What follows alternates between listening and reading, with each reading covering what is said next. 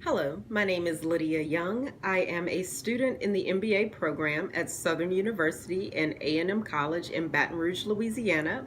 And today I will present to you global advertising and branding. For any firm, whether it is a large corporation or a small business firm, if it has an interest to do business internationally, global advertising and branding is something that it needs to look into. And in order for it to be successful with using a strategy such as this, a firm has to first understand the concept behind global advertising and branding. It then needs to look at lessons learned from other firms who have implemented these strategies. And then from there, a firm needs to take some key steps to implement its own successful strategy. So first, let's look at the concept behind global advertising and branding. So what is global advertising and branding? Global advertising is the use of a standard communication strategy that's used to promote a product or services in multiple countries. Global branding is the process of using standardized marketing and advertising techniques to develop a product or service that looks, feels, and is recognized the same in multiple countries. The key concept behind global advertising and marketing is the concept of one. That's what makes global advertising and marketing different from international advertising and marketing. It looks at the entire world as one large global market. The firm is going to develop one homogeneous product that's going to be sold to one particular market. It's going to use one strategy to communicate one message worldwide. So why global advertising and branding? Well, first, the world has become flat and small, which has actually increased opportunities for firms. At a time where you had to physically get on a plane to experience other countries.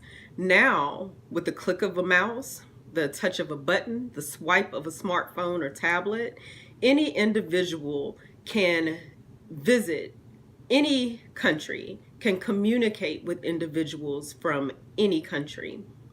This increases a firm's opportunity to be able to touch people in or touch consumers in other countries.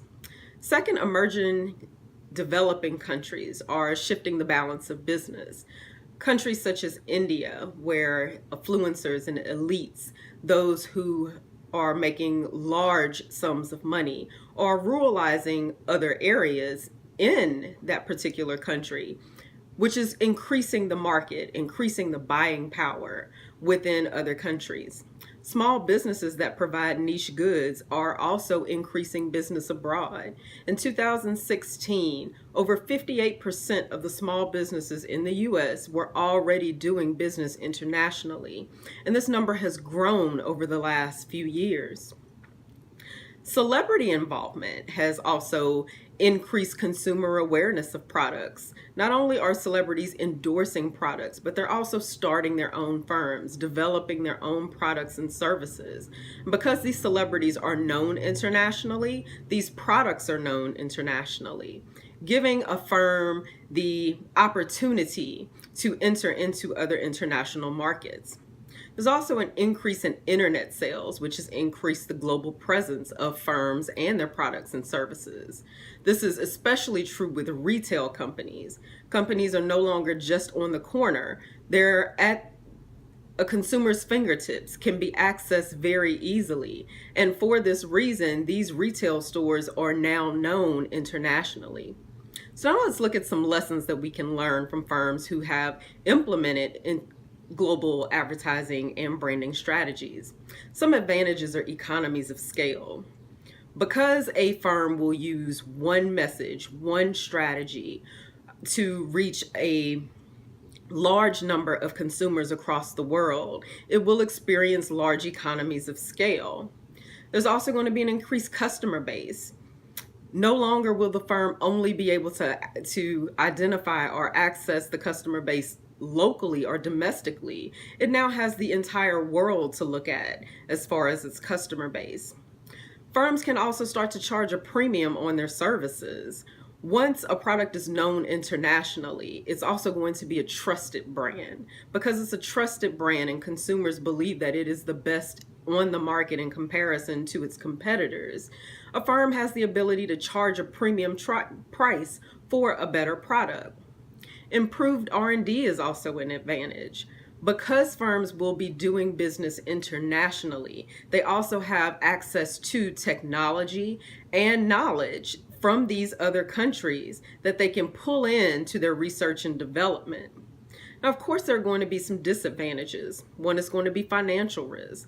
Of course, there's financial risk with anything that a business does, but there's increased financial risk if, for some reason, global advertising and branding strategies fail.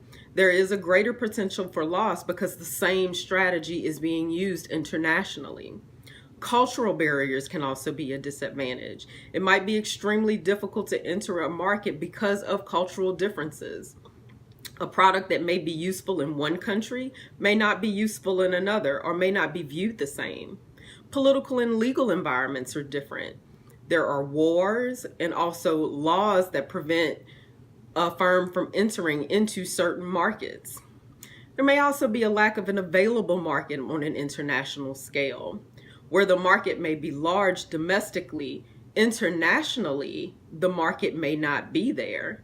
Let's also look at some successes and failures for firms who have implemented international or global advertising and branding strategies. Nike is one. In about 2007, Nike introduced a shoe that had a logo at the bottom that resembled the Arabic word for Allah. This, of course, did not go over well with its Muslim consumers, and Nike ended up having to pull that shoe from the market. Fenty Beauty, just earlier this year, released a makeup product. It's a highlighter called Geisha Chic. Now, this particular name of this product was looked at as offensive and racist by many in other countries. For that reason, Fenty Beauty had to remove that product from its shelves. And it's going to be costly to repackage and to produce that product under another name. Apple and Airbnb are two companies who have realized great success with global advertising and marketing. Apple has created a culture all of its own. So instead of appealing to the culture of other countries, it has developed a culture of innovation and creativity. Because it's created its own culture, it has the ability to enter into any international market because it requires the consumers to curve to the culture of Apple. Apple uses simplicity and silence within its advertisement so that it doesn't offend consumers. Airbnb is a company that was founded in California, and that company has grown to be an international company. The company focuses on rentals and connecting people to properties all around the world. And it uses localization combined with globalization in order to do that. So even though the product is a homogeneous product, it's going to be the same whether you rent a property in the United States versus a property in China, but the experience is different. Depending on where you are, you have the ability to change the translation on the website so that you can read the information in your preferred language. Payment options are also curved to fit that particular country. So now that we've looked at the lessons learned, let's take a look at some key steps that are instrumental for any firm to be successful. So with global advertising, first a firm needs to set intentional objectives. A firm first needs to know its mission. Does it want to produce or market a product internationally? Does it want to go into international markets? If so, global advertising and branding should be looked at. A firm also needs to identify and understand its target market. The market in the United States may be completely different from the market in India, and a firm needs to understand those differences. The firm also needs to ensure standardization. Without standardization, advertising and branding cannot be global. The advertising and communication strategy needs to be the same in order for that firm to experience advantages such as large economies of scale. So now let's take a look at some key steps that a firm must take to ensure successful global branding. First, the firm must identify the global brand structure. How is the company going to go global? Did it acquire an international firm? Did it acquire a product or service that was already branded internationally? Is it going to produce something new? The firm also needs to know how the brand is going to translate across borders. How will people in individual countries look at that particular product?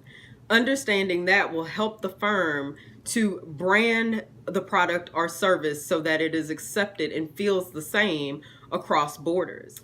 Lastly, a firm has to focus on differentiation of the product as it relates to the competitors.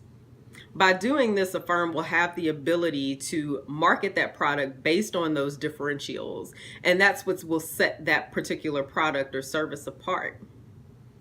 So in conclusion, a firm must take some very intentional steps in order to ensure successful global advertising and branding strategies. As we stated before, firms have to realize the need for global advertising and branding, and the only way to do that is to first understand the concepts behind global advertising and branding. So with that information, a company can make the decision to globally advertise or globally brand a product. And even though there are a number of advantages, firms also have to understand that there will be some challenges and there can be some disadvantages. Knowing that information before starting that process to implement these strategies will ensure success for that firm. And lastly, in order to successfully implement the global advertising and branding strategy, a firm has to be intentional with the steps that it takes to develop and implement those strategies. By keeping these three things in mind and employing these things within a firm, large corporations can experience success, and also small businesses can experience success. I hope that this presentation has been helpful to you. If you have any questions, please leave a comment below and I will respond accordingly. Thank you very much for watching.